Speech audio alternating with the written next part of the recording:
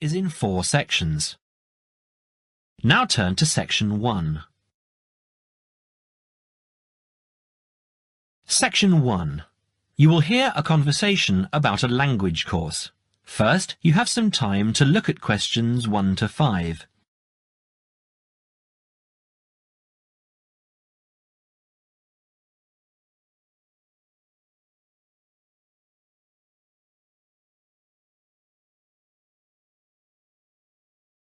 You will see that there is an example that has been done for you. On this occasion only, the conversation relating to this will be played first. Good morning, Borgheimer Language Courses. How may I help you? Oh yes, I contacted you some time ago about following a German course in Germany, and you advised me to take your placement test before we go any further. Well, I've done that now, so I'd like to go ahead with booking the course for this summer, if that's possible. Certainly, sir. You said you took the placement test. What was the result? I was placed at the O3 level. O3. Right. That's lower intermediate. Fine, Mr.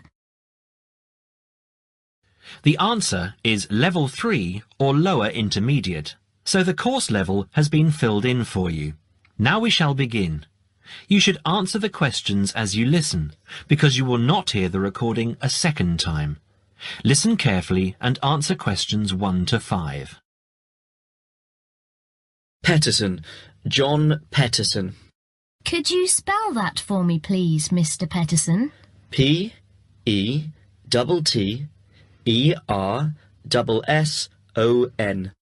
That's a double T and a double S. Am I right? That's right. Now, could I ask you where the course takes place? Well, we offer courses in Hamburg and Berlin. For your level, there's never a problem. There are always plenty of people for the intermediate classes. Oh dear. Does that mean that there might be a lot of students in my class? I wouldn't be very happy about that. No, don't worry, Mr. Petterson. The maximum class size is 12, but I've never known there to be more than 9 or 10 in a class. It could even be 5 or 6. Good. Actually, I'd prefer to study in Berlin. And how long is the course? 3 weeks, 5 hours a day. 2 hours only on Saturday. Sundays free. I see. And what about accommodation? There you have a choice, Mr. Petterson. You can either stay with a German family who are used to having such guests, or you can stay on the university campus, or we can book you into a nearby bed and breakfast. Is there a big difference in price? Not really. Staying with the family works out the cheapest, and the bed and breakfast is a bit more money. Staying on the university campus comes somewhere between the two price-wise, but Berlin is not too expensive anyway. Which do you recommend? Well, if you want to practice your German and be part of a German family, I would recommend staying with a family. Our families are all hand-picked, and we've never had any sort of complaint. Yes, I'll probably do that then. What are the dates of the course? The first summer course starts on the 1st of June in Hamburg and a week later in Berlin, which is what would concern you as you have chosen the Berlin course. That's the 8th of June. The next course would begin on the 2nd of July and then... The 2nd of July course would be perfect for me. Can you put me down for it now? Certainly, Mr. Petterson. Can I have your address, please? 26 Mayfield Drive, Orpington, Kent. I'm afraid I can't remember the postal code. Don't worry, Mr. Petterson. I'll check on it. Before you hear the rest of the conversation, you have some time to look at questions 6 to 10.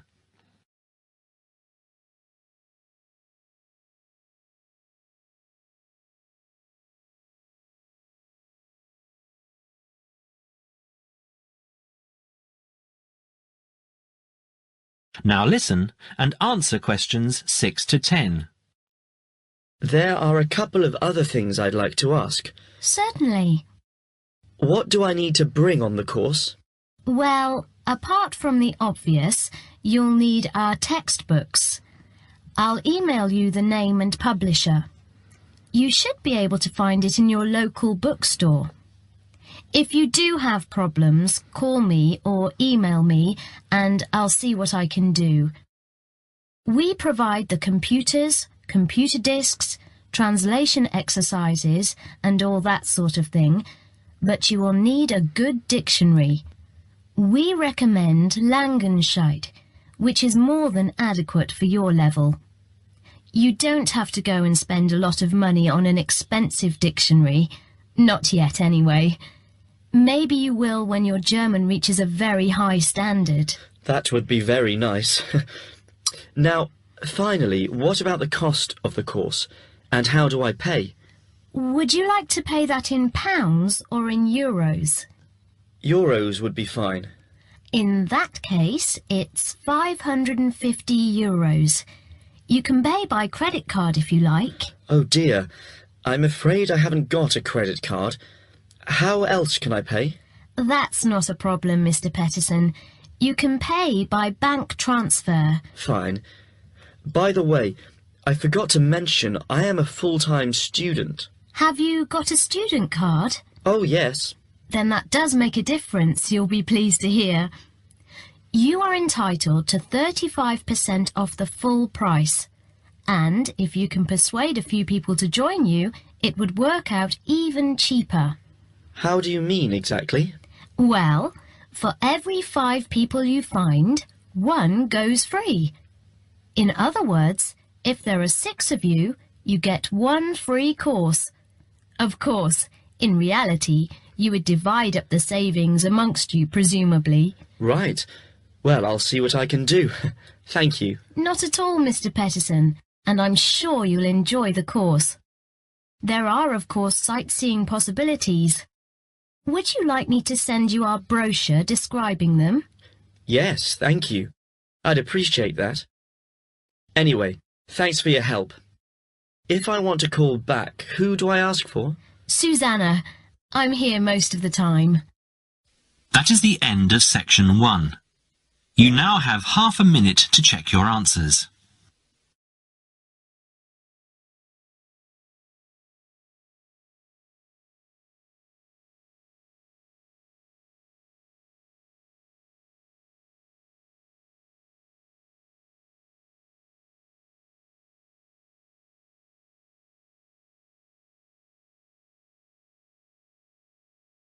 Now turn to section 2. Section 2. You will now hear a radio talk on agricultural regulations. First, you have some time to look at questions 11 to 15.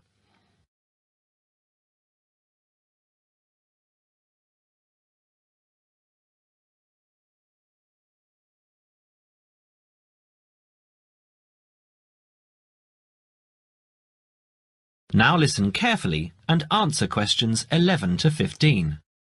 Could there be clearer proof of the arrogance and indifference of those who are supposed to keep our food safe than the muzzling of John Verrill? Agriculture is a business, true, and businesses have to make money. But this shows how ministers and officials put the profits of the agriculture business before the well-being of the British people. Mr. Verrill, a pharmaceutical chemist, was appointed to represent consumers on one of the many committees that advise the government on food safety.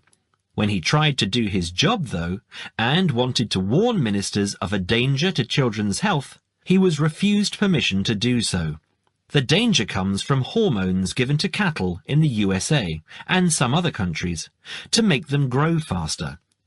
They speed up the animal's development to maturity, thus making meat production more profitable. There have, however, long been fears that the hormones have horrendous effects on the people who eat them, causing diseases as serious as cancer. Once these hormones were used on British cattle too, but over 20 years ago they were banned in Europe for being too dangerous. Indeed, so concerned is the European Union that it banned imports of hormone-fed beef years ago, much to the fury of the US government, which wants to sell it all over the world. Several years ago, the USA and Canada asked the World Trade Organization to declare the ban illegal and to punish Europe for failing to lift it. The WTO, with its long record of refusing to let environmental or safety concerns interfere with trade, agreed, imposing fines of more than $120 million a year on the EU for its refusal to back down. The British government now backs the Americans, claiming that there is no proof that hormone-fed beef does any harm. This is where Mr. Verrill comes in. He is very angry with the government, especially as their claim comes out just after a Danish study shows that growth hormones are 200 times more dangerous than was previously thought. Worried by these findings, Mr. Verrill spoke to government representatives, who did nothing. Before you hear the rest of the talk, you have some time to look at questions 16 to 20.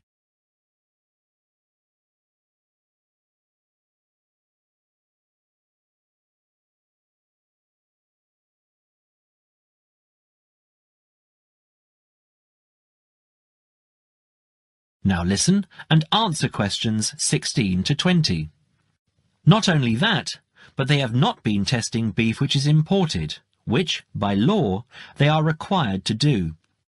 This directly affects the British public, as about 40% of the beef British people eat comes from abroad, supposedly from countries like Brazil, which does not allow the use of growth hormones. Brazilian beef is stocked by some British supermarkets and widely used in catering. Yet, when a Brazilian farm was recently visited by EU inspectors, a large stockpile of this banned substance was found. This is not the first food scandal we have had in our country. Take the present concern over a well-known chocolate company. Several months ago, the company found out that its sweets were contaminated with a rare form of salmonella, but they did nothing about it, leaving their sweets in the shops to be bought by the unsuspecting public. It was not until 5 months later, when several children had suffered food poisoning, that the chocolate bars were removed from the shelves. It makes you wonder how many other dangerous foods have been allowed onto our plates. That is the end of section 2. You now have half a minute to check your answers.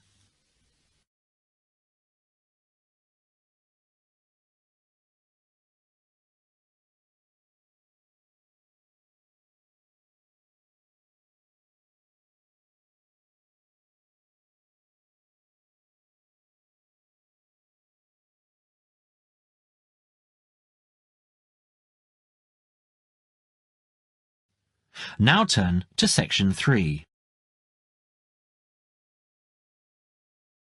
Section 3. You will hear a conversation between a tutor and 2 students, Amanda and Jake. First, you have some time to look at questions 21 to 25.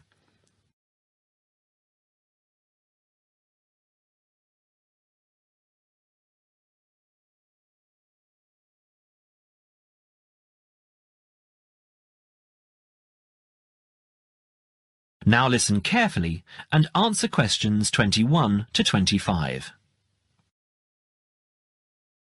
So, Jake and Amanda, how did the project go? Very well, I think, Dr. Hinton. I certainly learned a lot and enjoyed myself at the same time. Me too. So, remind me, what was your project about? Basically, what makes successful people? Let's call them top achievers successful. Yes. How are they different from us? What do they do that other less successful people don't do? Interesting. And did you come to any conclusions? Quite a few, actually. Good. Share some with me then. Well, I'd always thought that a top achiever would be the sort of person who would bring work home every night and slave over it. But it appears not. Those types tend to peak early and then go into decline. They become addicted to work itself, with much less concern for results. We found that high achievers were certainly ready to work hard, but within strict limits.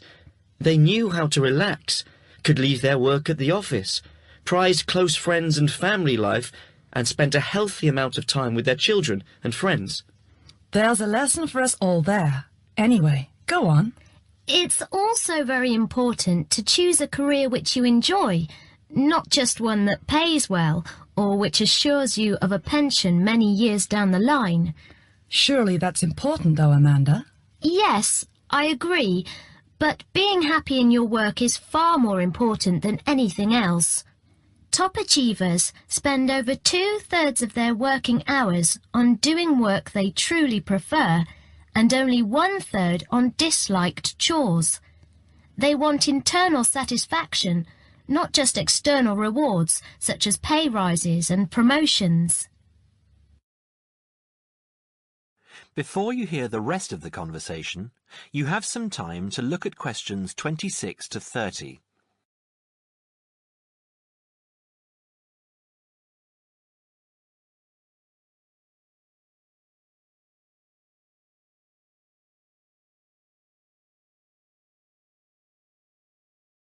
Now, listen and answer questions 26 to 30. Actually, in the end, they often have both, because they enjoy what they are doing, so their work is better and their rewards higher. Yes, Jake, that certainly makes sense. Now, can I ask you something? Do high achievers, as you call them, take many risks? Yes and no. I interviewed one business executive who told me he was able to take risks because he carefully considered how he could salvage the situation if it all went wrong. He imagined the worst that could happen, and if he could live with that, he went ahead. If not, he didn't take the chance. Other people prefer to stay in what I heard described as the comfort zone setting for security, even if it means settling for mediocrity and boredom too. Would you call top achievers perfectionists? Contrary to what I expected, no, I wouldn't. We came to the conclusion that a lot of ambitious and hard-working people are so obsessed with perfection that they actually turn out very little work. I happen to know a university teacher, a friend of my mother's, who has spent over 10 years preparing a study about a playwright. She is so worried that she has missed something, she still hasn't sent the manuscript to a publisher. Meanwhile, the playwright, who was at the height of his fame when the project began, has faded from public view. The woman's study, even if finally published, will interest few people. So, what has this got to do with top achievers? Well, top achievers are almost always free of the compulsion to be perfect. They don't think of their mistakes as failures. Instead, they learn from them, so they can do better next time. Well, would you call them competitive? High performers focus more on bettering their own previous efforts than on beating competitors. In fact, we, came to the conclusion that worrying too much about competitors' abilities and possible superiority can be self-defeating. Yes, and we found that top achievers tend to be team players rather than loners. They recognise that groups can solve certain complicated problems better than individuals and are eager to let other people do part of the work. Yes, loners, who are often over-concerned about rivals, can't delegate important work or decision-making. Their performance is limited because they must do everything themselves. Well, it looks as if you two have done a thorough job and learned something into the bargain too. Now, there are just a couple of points I'd like to clarify with you. That is the end of section 3. You now have half a minute to check your answers.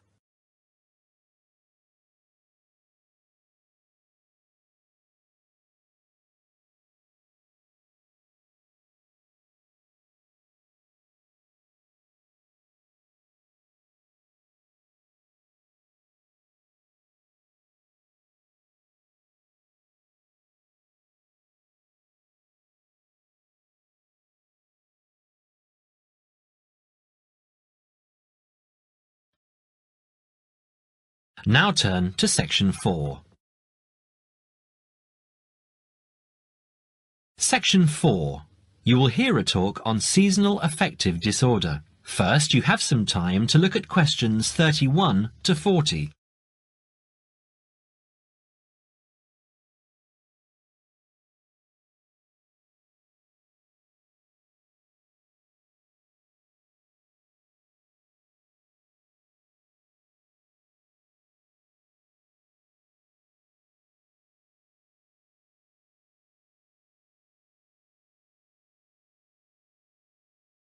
Now listen carefully and answer questions 31 to 40.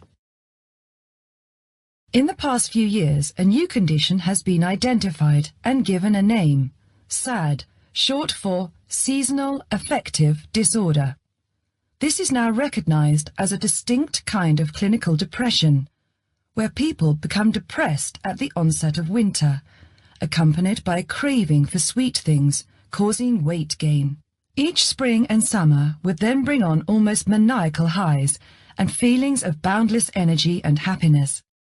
Experiments to combat this depression showed that increased exposure to bright light in humans could suppress their production of a darkness-related hormone called melatonin.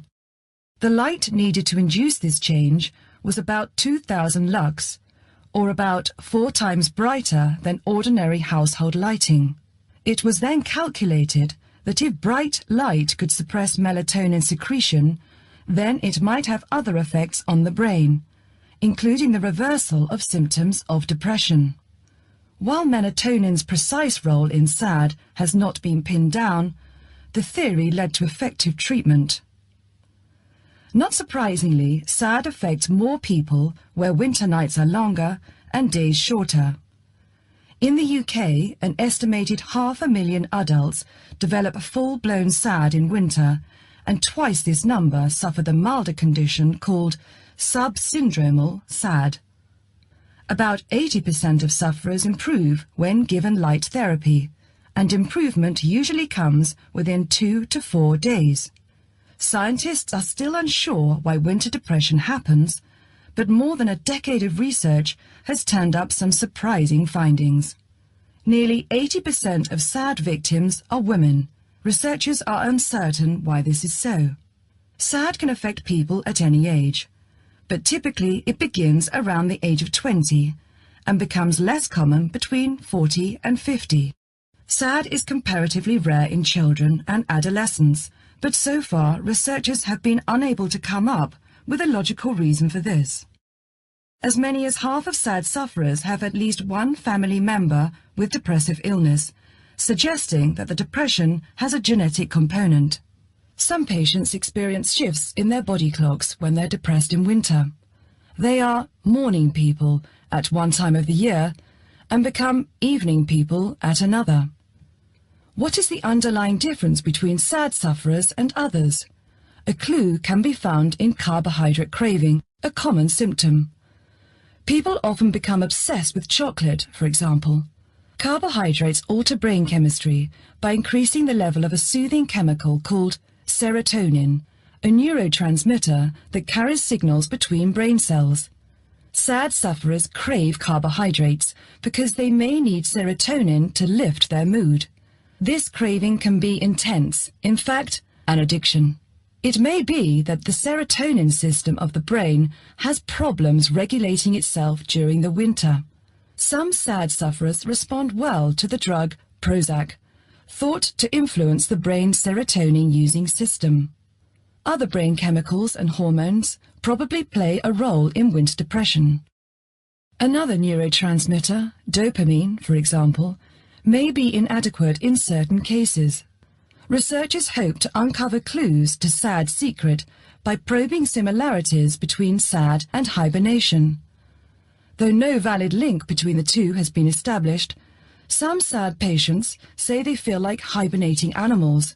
SAD sufferers tend to put on fat in autumn and early winter, roughly the time when such hibernators as bears and squirrels do. That is the end of Section 4. You now have half a minute to check your answers.